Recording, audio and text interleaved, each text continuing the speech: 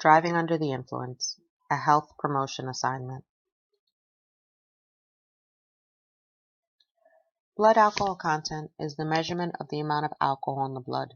So a level of 0.08% or 80 milligrams per deciliter is the legal driving limit in the United States. Blood alcohol can be measured by a variety of tests, including blood, urine, and breath.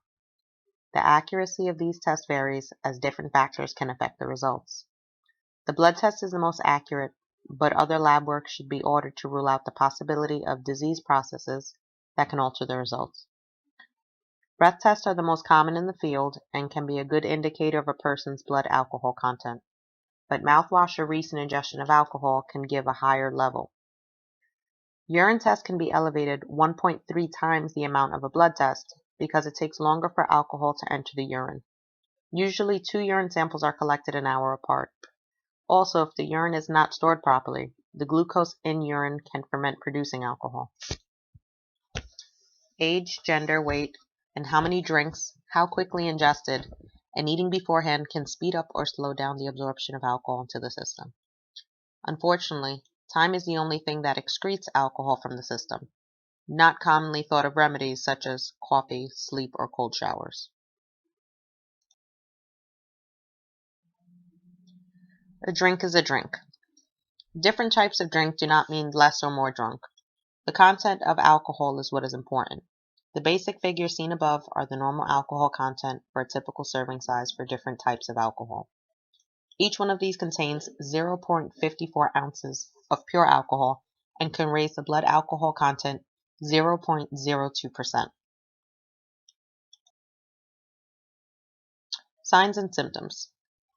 The blood alcohol level correlates with varying degrees of impairments that affect multiple systems in the body, causing an escalation of signs and symptoms. Neurological, psychological, motor and speech skills, decision, impulsiveness, judgment, moods, and eventually respiration and cardiac systems can occur from ingesting too much alcohol. The higher the blood alcohol content, the more severe and apparent the signs and symptoms become. The levels of blood alcohol content are listed with their corresponding impairments above and continued in the next slide.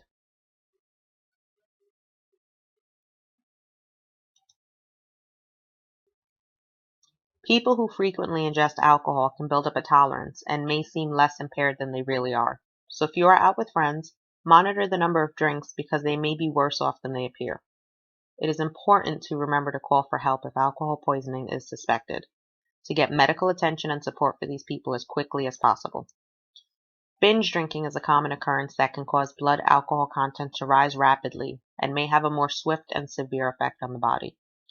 According to the National Institute of Health, binge drinking is defined as consuming 4 or more alcoholic beverages for females and 5 or more for males within a 2-hour period.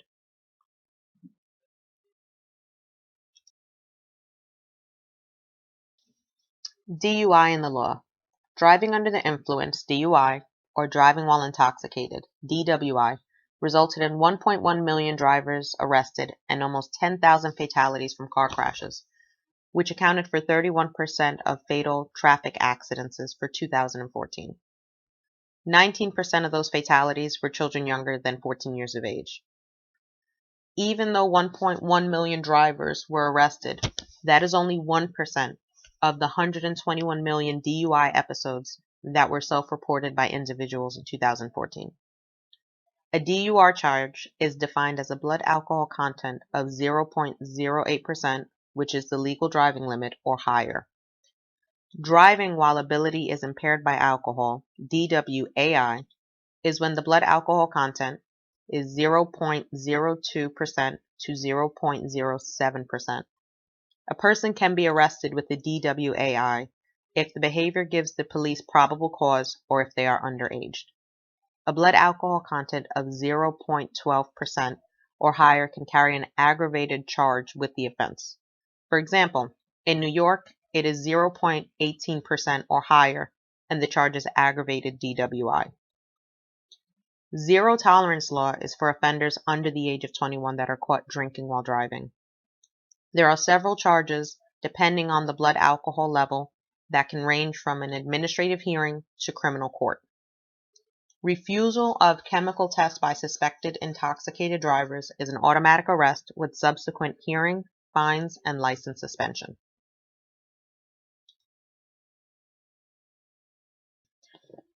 Police and DUIs. Police protocols. Law enforcement can pull over anyone suspected of operating a vehicle under the influence of drugs or alcohol. Sobriety checkpoints are frequently in places near clubs, bars, frequently used roads, and exit and entrance ramps on highways.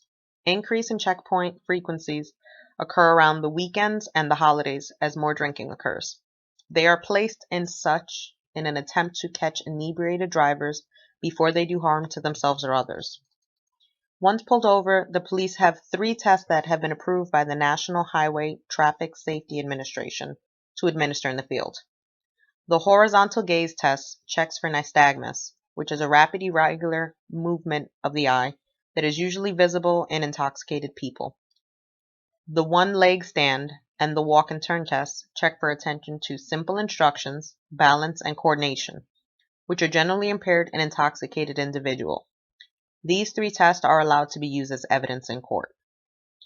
If a person's behavior or driving are suspicious to the police and their BAC is less than 0.08%, they may still be arrested for a DWAI. Consequences of DUIs. DUIs are serious offenses and carry multiple consequences that can affect not only you personally, but the lives of others. All of the criminal consequences vary depending on the blood alcohol content, number of prior offenses, age of the driver, if a child was present in the car, cooperation with law enforcement, and if anyone was injured or killed. A conviction of a DUI will mean a permanent criminal record. Licenses may be suspended or revoked from 3 to 18 months, or if an individual has a commercial or CDL license, it may be revoked permanently. Charges range from misdemeanors to felonies, which carry sentences of community service, drinking driver programs, or jail time of 15 days up to 7 years. Vehicular assaults, manslaughter, and homicide have varying sentences depending on the jury. Financially, DUIs, mandatory fines can range from $250 up to $5,000, not including additional fees such as lawyer fees, towing fees, lawsuits, license renewal fees, and increased insurances, just to name a few.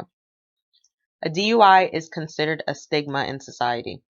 As part of a permanent record, when applying for jobs, it comes up in background searches, which are so popular now and can cost the individual employment opportunities. Financial and criminal consequences can force individuals to lose jobs, houses, cars, and loved ones. Depression, anxiety, shame, and embarrassment can affect individuals' mental and psychological state as well. Preventative measures are the best way to help control the rising epidemic of DUIs. Out of the 88,000 alcohol-related deaths in 2012, an average of 2.5 million years of potential life was estimated to be lost. According to Mothers Against Drunk Driving, in 2014, a life lost to drunk driving happened every 53 minutes, and in 2015 was 51 minutes. That means that more lives are being lost more frequently. Health fairs and promoting awareness is a great way to reach out to target groups of people in the community and spread the word about the dangers and consequences of drunk driving.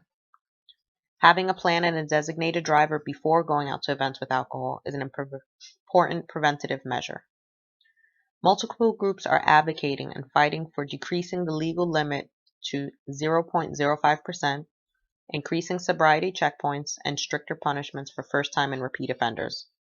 Leandra's Law was created in New York in 2009 after 11-year-old Leandra Rosado was killed while in a car with her friend's mother, who was driving intoxicated.